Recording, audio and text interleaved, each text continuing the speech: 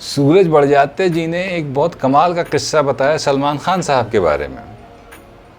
वो कहते हैं कि सलमान खान साहब को जो फिल्म उन्होंने ऑफ़र करी थी मैंने प्यार किया, वो उनके एटीट्यूड की वजह से उनको ऑफ़र करी थी। और ये बड़ी कमाल की कहानी है, आप सुनिएगा।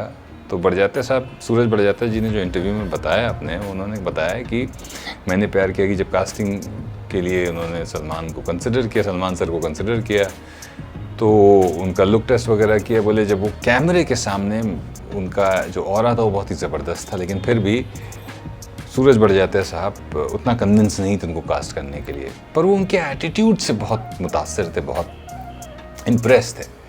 क्योंकि जब वो डिसीजन नहीं ले पा रहे थे तो भी सलमान साहब उनके पास जाते तो कहते थे अच्छा मुझे नहीं, आप एक काम करिए, इसको ट्राई करिए।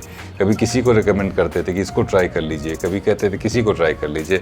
इस बीच में उन्होंने सूरज बड़जात्या साहब ने कहा कि भाई मैंने उनका डांस टेस्ट भी लिया और फराह खान जी को बुला के, और बोले वो भी बड़ा ही ख़राब गया। तो ये हुआ कि अब शायद किसी दूसरे को कास्ट करना पड़े। तो ये करते करते 6 महीने बीत गए। 6 महीने बाद सूरज बड़जात्या जी का कहना है कि वो गए सलमान खान साहब के पास ये बताने के लिए कि भाई हम आपको कास्ट नहीं करेंगे। बोले जब मैं उनके घर पहुंचा उनसे बात करने के लिए, उनको ये समझाने के लिए कि मैं आपको नहीं कास्ट करूंगा शायद, बोले इससे पहले कि मैं कुछ बात कर पाता, सलमान साहब पहले से रेडी थे 2 और लोगों के साथ कि भाई एक काम करो, इनको भी टेस्ट कर लो, शायद ये मुझसे बेहतर होंगे। तो सूरज बड़जात्या जी कहते हैं कि जब एक और बार उन्होंने कहा कि इनको भी टेस्ट कर लो, तो उनके मन में यही ख्याल आया कि भाई इस लड़के को मैं मना नहीं कर सकता। तो सलमान साहब को उनका सबसे बड़ा ब्रेक उनके एटीट्यूड की वजह से मिला। वो क्या था वो एटीट्यूड? वो था दूसरों की मदद करना, सिर्फ अपने बारे में ही नहीं सोचना, उससे आगे जाकर सोचना।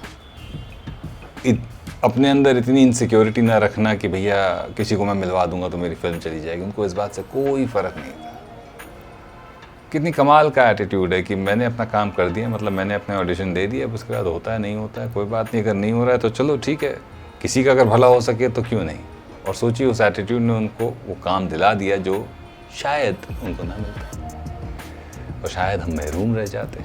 महरूम तो ना रहते, कोई दूसरी फिल्म से वो हिट होते, लेकिन attitude matters. So always keep that attitude of trying to help people alive.